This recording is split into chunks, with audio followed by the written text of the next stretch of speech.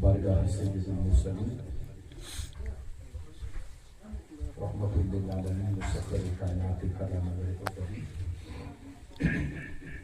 احمد مجتبی محمد مصطفی علیہ تحیۃ السماء کی بارگاہ میں ذوق شوق محبت اور الفت کے ساتھ آواز بلند الصلاۃ والسلام علیک یا رسول اللہ وعلی آلک واصحابک یا حبیب اللہ الصلاۃ والسلام علیک یا رسول اللہ وعلی آلک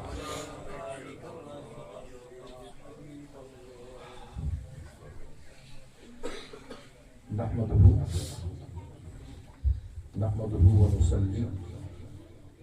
ونسلم على سيدنا ومولانا وملجأنا ومأوانا محمد سيد رسوله النبي الأمي المكي المدني الهاشمي المطلبي أما بعد فأعوذ بالله من الشيطان الرجيم بسم الله الرحمن الرحيم ان الذين يبايعونك انما يبايعون الله يد الله فوق ايديهم فمن نكث فانما ينكث على نفسه ومن اوفى بها عاهد عليه الله فسيؤتيه اجرا عظيما صدق اللہ مولانا العظیم وبلغنا رسوله النبی الکریم ونحن على ذلك لمن الشاهدین والشاکرین والحمد للہ رب العالمین. اللہ رب محمد صلی علیہ وسلم نحن عباد محمد صلی علیہ وسلم لی خمسۃ اطفی بها حر الوباء العاتمہ المصطفیٰ والمرتضیٰ وابنہما والفاطمہ صلاۃ و سلام علیک یا رسول اللہ وعلی آلک واصحابک سیدنا حبیب. واجب التعظیم قابل تکریم معزز عزیزان گرامی قدر انتہائی واجب الاحترام حضرت علامہ مولانا ورنادی صاحب دامت برکاتہ جناب محترم صاحبزادہ سید عبد المنعم شاہ صاحب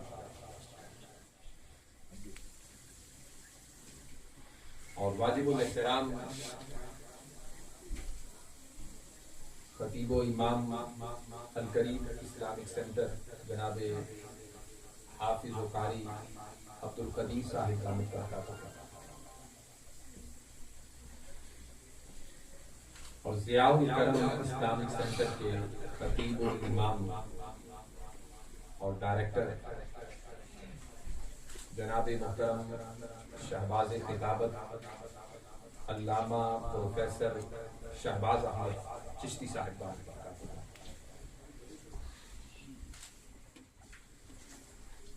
ہماری کمیونٹی کی ممتاز شخصیت جناب محترم ڈاکٹر عبد الواحد صاحب، نثار بھٹی صاحب، شہزاد بھٹی صاحب، محترم چودھری نادر صاحب اور دیگر تمام آپ احباب اور خصوصی طور پر اس ضیاء الکرم اسلامک سینٹر کی تمام انتظامیہ، تمام احباب کو میں صمیم قلب سے اس مرکز کے قائم ہونے پر مبارکباد دیتا ہوں. اور جیسا کہ قاری صاحب فرما رہے تھے کہ کسی بھی مسجد یا اسلامک سینٹر کی زینت یا اس کے چلنے کی جو کامیابی ہے وہ خطیب اور امام پر منحصر ہوتی ہے۔ تو الحمدللہ تعالی اس مرکز کے جو خطیب اور ڈائریکٹر ہیں، اللہ نے ان کو دینی دنیاوی سطح پر نہ صرف تعلیم سے بہرجاب فرمایا ہے، رب کائنات نے انہیں ہمہ جہت اور بہت ساری صلاحیتوں سے بھی نوازا ہے۔ اللہ رب العزت ان کے علم میں، عمل میں برکتیں عطا فرمائے، اور ان کے مرشد گرامی دنیا اسلام کی عظیم شخصیت ضیاء الامت حضرت جسٹس پیر محمد کرم شاہ الازہری رحمت اللہ تعالی علیہ، جن کے نام نامی اسم گرامی سے یہ سینٹر منسوب ہے، ان کا مزید فیض اور نظر و توجہ عطا فرمائے۔ عزیزان محترم، جب چشتی صاحب نے مجھے آج کے اس پروگرام کے لیے انوائٹ کیا تو میں نے پوچھا کہ کس بات پہ، کس موضوع پہ گفتگو کی جائے، تو آپ فرمانے لگے کہ نصرت دین، اعانت دین اور دین کی خدمت کے حوالے سے بات ہو جائے۔ تو میں نے عرض کیا کہ مجھے کھانسی بھی ہے کہ میں پاکستان گیا ہوا تھا تو وہاں سے تحفہ لے کے آیا ہوں، تو ڈاکٹر صاحب بیٹھے ہیں، انہی کی ریکمنڈیشن پر میڈیسن بھی کھا رہا ہوں، تو اس حوالے سے ذرا اونچی زیادہ گفتگو تو نہیں ہو سکے گی، گو کہ پچھلے ہفتے کو داتا صاحب کے عرس میں بھی شرکت کا موقع ملا، تو داتا صاحب کا فیض اور کرم تھا کہ جس بنا پر گفتگو ہو گئی، تو یہاں بھی سراپا کرم ہی ہے، نام بھی کرم ہے اور سراپا کرم ہے، اس میں لہٰذا امید ہے کہ اسی کرم کی بنا پر مختصر گفتگو ہوگی۔ قرآن مجید کی میں نے آیہ کریمہ عنوان گفتگو کے طور پر تلاوت کی۔ اللہ پاک نے ارشاد فرمایا، ان الذین یبایعونک انما یبایعون اللہ ید اللہ فوق ایدیہم۔ یہ آیہ کریمہ اس وقت نازل ہوئی جب حضرت سیدنا عثمان غنی ذی النورین کو تاجدار کائنات نے اپنی طرف سے سفیر بنا کر اہل مکہ کی طرف بھیجا، اور اہل مکہ نے یہ بات مشہور کر دی کہ سیدنا عثمان غنی کو شہید کر دیا۔ حضور علیہ السلام نے اس موقع پر 1400 صحابہ سے بیعت لی، جسے بیعت رضوان کہا جاتا ہے۔ حدیبیہ کے مقام پر یہ بیعت ہوئی، حضور کے اپنے ہی دستے مبارک، دونوں دستے مبارک، ان میں سے ایک کو جناب عثمان کا ہاتھ قرار دیا، اور حضور ہی کے دستے مبارک کو اللہ نے اپنا ہاتھ قرار دیا۔ حضور اپنے ہاتھ کو عثمان کا ہاتھ قرار دے رہے ہیں، اور اللہ مصطفیٰ کے ہاتھ کو اپنا ہاتھ قرار دے رہے ہیں۔ اور ادھر ذرا سفیر کی حالت بھی دیکھیں، گئے اہل مکہ کی طرف ہیں، بیٹھے وہ کعبے کے گرد ہیں، اور کعبے کو دیکھ کر کس کا جی نہیں چاہتا کہ کعبے کا طواف کر لیں، اور آیا بھی بندہ مدینے سے ہو، رہنے والا بھی مکے کا ہو، اور مکے کا مہاجر مدتوں بعد آئے، مکہ دیکھ کر، مکہ میں آ کر کعبہ دیکھ کر، اور اہل مکہ کہیں طواف کر لو، اور پھر وہ ساری شرائط ہوں کہ آپ کہ پیغمبر یا دیگر صحابہ کو اجازت اس سال نہیں ملے گی، عثمان تم آئے ہو لہذا تمہیں فقط اجازت دی جاتی ہے، اور انہی شرائط پر عمل درآمد ہوگا۔ کعبہ سامنے طواف کر لو، حجر اسود کا بوسہ لے لو، آب زمزم پی لو، سعی صفا و مروہ کر لو۔ عثمان غنی کی حضور سے محبت اور خدمت دین کا یہ عالم اور اس دین کے ساتھ وابستگی کا یہ عالم ہے کہ کعبہ دیکھ کر بھی کہتے ہیں جس کعبے کے گرد طواف کرتے آگے آگے محمد نہیں عثمان چل نہیں سکتا. اور ادھر خبر پہنچا دی گئی ہے کہ عثمان غنی کو شہید کر دیا گیا ہے. چنانچہ حضور نے جب بیعت لی تو اللہ کا قرآن کہتا ہے ان الذین یبایعونک انما یبایعون اللہ ید اللہ فوق ایدیہم. اے محبوب یہ اس حدیبیہ کے مقام پر بیعت رضوان کے موقع پر یہ جو 1400 صحابہ مصطفیٰ کے ہاتھ پر بیعت کر رہے ہیں محبوب وہ آپ کے ہاتھ پر نہیں خدا کے ہاتھ پر بیعت کر رہے ہیں. آقائے دو جہاں اپنے ہی ہاتھ کو عثمان کا ہاتھ قرار دیتے ہیں, رب مصطفیٰ کے ہاتھ کو اپنا ہاتھ قرار دے رہا ہے.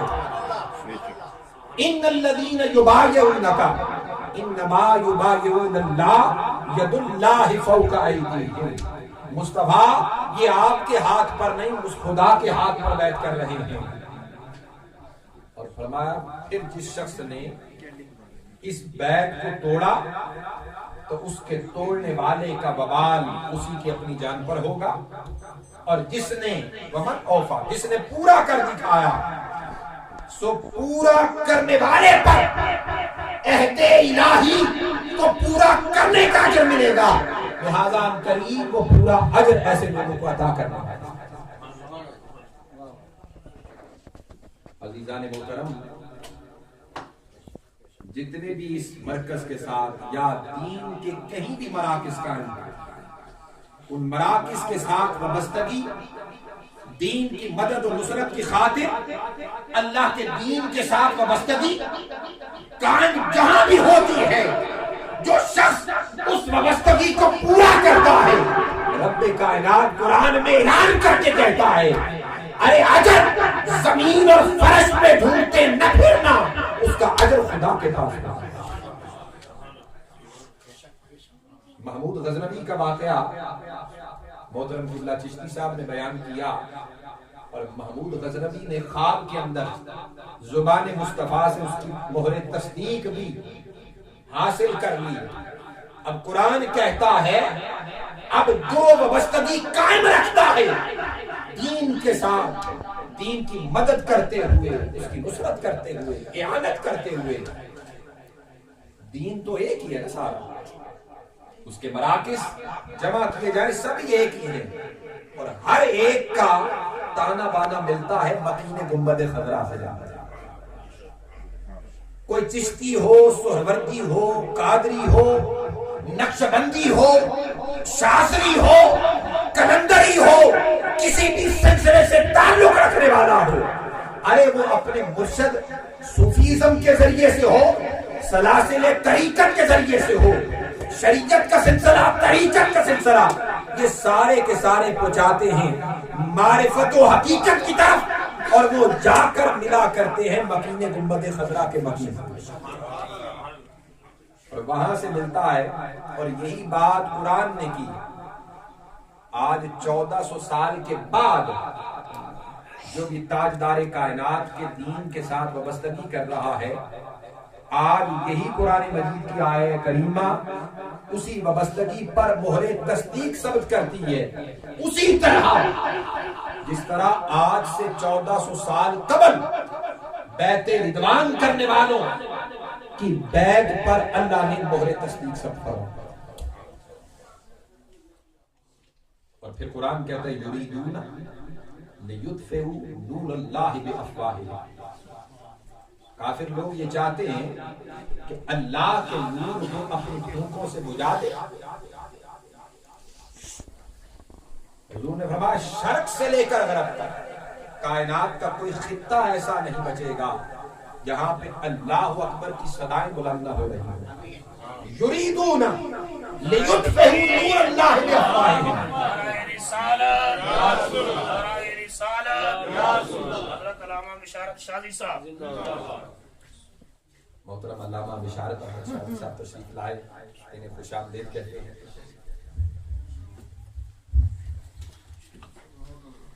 یریدون لیطفئوا نور اللہ بافواہہم، کافر منافق یہ چاہتے ہیں کہ اللہ کے نور کو اپنی پھونکوں سے بجھا دیں، واللہ متم نورہ ولو کرہ الکافرون، اللہ کا قرآن کہتا ہے خدا نے اپنے نور کو مکمل کرنا ہی ہے، کافروں کو برا ہی کیوں نہ لگے، فانوس بن کے جس کی حفاظت ہوا کرے، فانوس بن کے جس کی حفاظت ہوا کرے، وہ شمع کیوں بجھے جسے روشن خدا۔ عزیزان محترم، حضرت انس بن مالک روایت کرتے ہیں، بخاری کی حدیث میرے سامنے ہے، انس بن مالک روایت کرتے ہیں، آپ فرماتے ہیں ان رسول اللہ صلی اللہ علیہ وسلم قال یا معشر الانصار، تاجدار کائنات نے ایک مرتبہ گروہ انصار سے خطاب کیا، فرمایا گروہ انصار الم آتیکم دلالا فہداکم اللہ بی، الم آتیکم متفرقین فجمع اللہ بی، الم آتیکم اعداء فالف اللہ بین قلوبکم بی۔ حضور نے فرمایا کہ گروہ انصار میں تمہارے پاس آیا، تم گمراہ تھے، اللہ نے میری وجہ سے تمہیں ہدایت دی، میں تمہارے پاس اس وقت آیا تم بٹے ہوئے تھے، اللہ نے میری وجہ سے تمہیں جمع کر دیا، میں تمہارے پاس اس وقت آیا تم عداوتوں میں دشمنیوں میں تقسیم تھے، فَأَلَّفَ اللَّهُ بَيْنَ قُلُوبِكُمْ بِي، رب نے تمہارے دلوں کو میری وجہ سے جوڑ دیا۔ قالوا بلا یا رسول اللہ، مدینے کے انصار بولے آقا کیوں نہیں؟ اسی طرح بات ہے کہ آپ تشریف لائے، جتنی نفرتیں تھیں، عداوتیں تھیں، دشمنیاں تھیں، دلوں کی تقسیم تھی، وہ ختم ہو گئی، ہر شے الفت محبت میں آ گئی۔ یا رسول اللہ اسی طرح ہی بات ہے جیسے آپ فرما رہے ہیں۔ قال، حضور نے فرمایا افلا تقولون، تم یہ کیوں نہیں کہتے جئتنا خائفا فآمنا، تم یہ کیوں نہیں کہتے کہ آپ خوف زدہ تھے ہمارے پاس آئے ہم نے آپ کو امن دے دیا؟ حضور ہی بولے خود گروہ انصار سے کہ آپ خوف کے عالم میں ہمارے پاس آئے ہم نے آپ کو امن دے دیا۔ وَتَعِيدًا فَآوِينَاكَ وَمَخْزُولًا فَانْصُرْنَاكَ فَقَالُوا بَلِ اللَّهِ تَبَارَكَ وَتَعَالَى الْمَنُّ بِهِ عَلَيْنَا یا رسول اللہ۔ حضور نے فرمایا تم یہ کیوں نہیں کہتے ہیں ہم نے آپ کو پناہ دی، ہم نے آپ کی مدد و نصرت کی؟ گروہ انصار بولے یا رسول اللہ یہ تو آپ کا اور رب کا ہم پر کرم ہے، اور آپ نے کرم فرماتے ہوئے ہم پر کرم نوازی فرمائی تھی، آقا ایسی بات ہم کیسے اپنی زبان سے کہہ سکتے ہیں؟ اب یہ دیکھیے کہ دین کی مدد اور نصرت کرنے والوں کے لیے صاحب مستحسن ہونا اور احسان مند ہونا یہ بھی حضور کی سنت ہے۔ یہ بھی کس کی سنت ہے؟ حضور کی سنت ہے۔ اور جو کوئی خدمت کرے دین کی، اس کی خاطر اور لوگوں کے سامنے بھی بیان کرنا کہ فلاں بندے نے دین کی خدمت کی، مرکز کی خدمت کی، مسجد کی خدمت کی، مدرسہ کی خدمت کی، فلاحی کام کی خدمت کی، یہ تاجدار کائنات کی کیا ہے؟ سنت ہے۔ اور اس سے دو تین چیزیں اخذ ہوتی ہیں، ایک تو اس کے بندہ احسان مند رہنا چاہیے، اور دوسرا یہ کہ اور لوگوں کو اس سے ترغیب بھی ملتی ہے، اوروں کو اس سے کیا ملتی ہے؟ ترغیب بھی ملتی ہے۔ اس میں کسی کی خوشامد نہیں ہوتی، اس میں کسی کی خاطر خام خواہ کی وہ اس سے آئندہ اوقات میں لالچ نہیں ہوتی، یہ دین کی خاطر اس کے افعال، اعمال اور کردار کو بیان کرنا اوروں کے سامنے، یہ ترغیب کا باعث ہوتا ہے۔ یہ کس کا باعث ہوتا ہے؟ ترغیب کا باعث ہوتا ہے، تاکہ اور لوگوں کو بھی خدمت دین کی رغبت نصیب ہو۔ حضرت عبداللہ ابن مسعود روایت کرتے ہیں، یہ بھی بخاری کی حدیث ہے، فرماتے ہیں شہدت من المقداد مشہدا لأن أكون أنا صاحبه أحب إلي مما على الأرض من شيء قال أتى النبي وكان رجلا فارسا قال فقال أبشر يا نبي الله والله لا نقول لك كما قالت بنو إسرائيل لموسى اذهب أنت وربك فقاتلا إنها هنا قاعدون ولكن الذي بعثك بالحق لنكونن بين يديك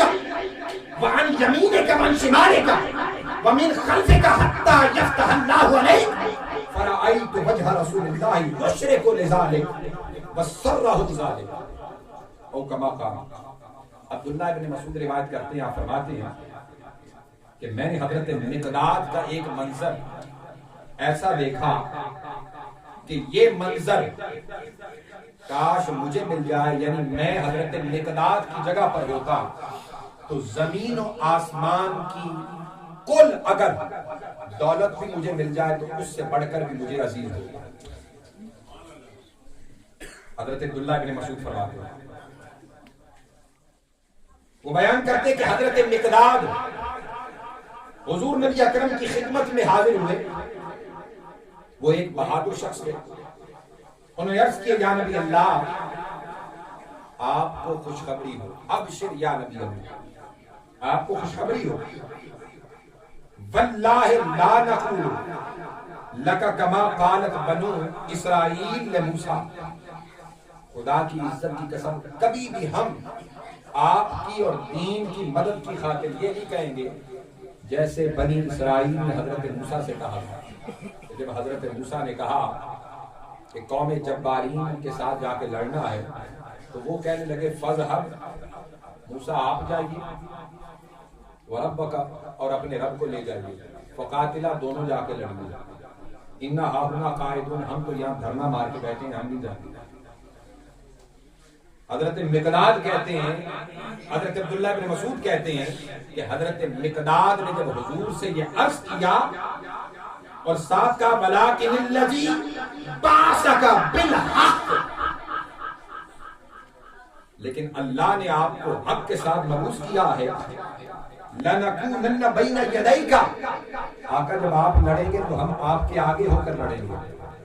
ہم آپ کے دائیں ہو کر لڑیں گے، ہم آپ کے بائیں ہو کر لڑیں گے،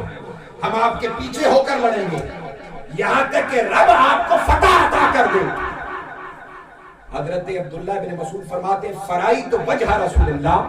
اس وقت میں نے تاجدار کائنات کا چہرہ چاند کی طرح چمکتا دیکھا، حضور اتنے خوش ہوئے۔ عبداللہ بن مسعود کہتے ہیں کاش میں مقداد کی جگہ ہوتا اور حضور کو خوش کر رہا ہوں، میں حضرت مقداد کی جگہ ہوتا اور حضور کو خوش کر رہا ہوتا۔ صحابہ کے لیے اور صحابہ کے سامنے ہمیشہ یہی بات پیش نظر رہتی تھی کہ حضور کس سے خوش ہوتے ہیں، حضور کے چہرے مقدس پر کیسے خوشی لائی جا سکتی ہے، حضور کے دندان مبارک نظر کب آئیں گے، ان سے نور کی شعاع کب نکلے گی، چہرے مقدس پر مسرت کے آثار کب آویدہ ہوں گے، ان کی خوشی ہمیشہ اس میں رہتی تھی اور دنیا و ما فیہا کی ساری لذتیں وہ اسی میں محسوس تھی۔ صحیح بخاری کی حدیث ہے، ایک صحابی رسول جن کا نام عبداللہ ہے حضور کی بارگاہ میں لائے گئے، انہوں نے شراب پی تھی، حضور نے کوڑے لگانے کا حکم دیا۔ جب کوڑے لگانے کا حکم دیا تو صحابہ کو دیگر جو پاس بیٹھے تھے پتہ چلا انہوں نے شراب پیے، کوڑے اس لیے لگنے لگے، تو انہوں نے کہا تیرے لیے ہلاکت ہو کہ بار بار تو شراب پیتا ہے، بار بار تجھے کوڑے پڑتے ہیں، شرم نہیں آتی تجھے؟ حضور نے فرمایا اس کو چپ ہو جاؤ، فَإِنَّهُ يُحِبُّ اللَّهَ وَرَسُولَهُ، وہ اللہ اس کے رسول سے محبت کرتا ہے۔ اب شراب پینا محبت ہے یا چھوڑ دینا محبت ہے؟ چھوڑ دینا محبت ہے، لیکن ان صحابی کی جنہیں شراب پینے کی پاداش میں کوڑے لگ رہے ہیں، محبت کیا تھی؟ صحیح بخاری کی یہ بھی حدیث ہے، میں صرف بخاری کی حدیث پڑھ رہا ہوں، میرے سامنے بخاری پڑھی ہے، اسی کی حدیث پیش کر رہا ہوں۔ ان کی محبت کیا تھی کہ وہ روزانہ صبح سویرے تیار ہو کر، نہا دھو کر، کپڑے پہن کر حضور کی بارگاہ میں آ جاتے اور آ کر حضور کے پاس بیٹھے رہتے۔ حضور سارا دن مسائل سنتے، لوگوں کے مسئلے سنتے اور ان کے حل ارشاد فرماتے، لیکن جب حضور کی طبیعت مبارکہ ذرا بوجھل ہو جاتی تو وہ کیا کرتے، تھوڑی دیر کے بعد تھوڑا سا کوئی چٹکلا، کوئی لطیفہ چھوڑ دیتے جس سے حضور خوش ہو جاتے، حضور کے چہرے مقدس پر مسرت آ جاتی، حضور کا چہرہ چمک اٹھتا۔ امام بخاری فرماتے ہیں